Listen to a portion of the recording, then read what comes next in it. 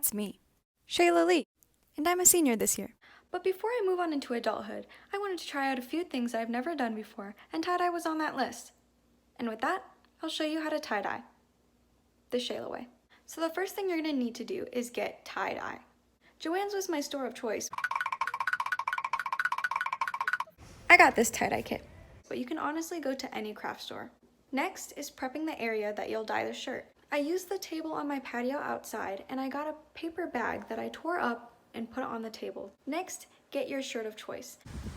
The one that I chose was way too neon for me, and I kind of looked like a crossing guard. Next, you're going to need to read the instructions on your tie-dye kit.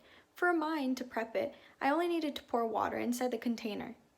Ooh, a voiceover. So the first thing I did was messily swirl the shirt.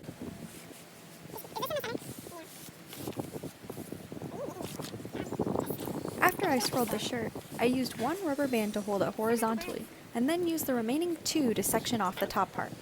Depending on what tie-dye design you're going for, you may need more rubber bands. For me, I only needed 3.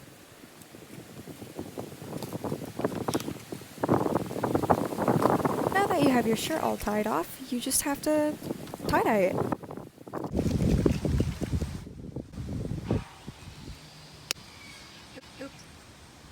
Little lines with the dye in order to have even amounts of color on the entire shirt. This may not be the correct way to do it, but it worked out for me.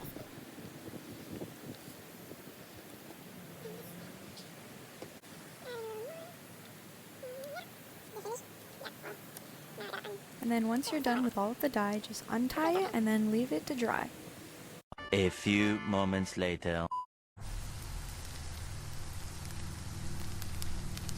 And then this is how it turned out. Mine turned out pretty good, and I hope yours did too. Have a good day!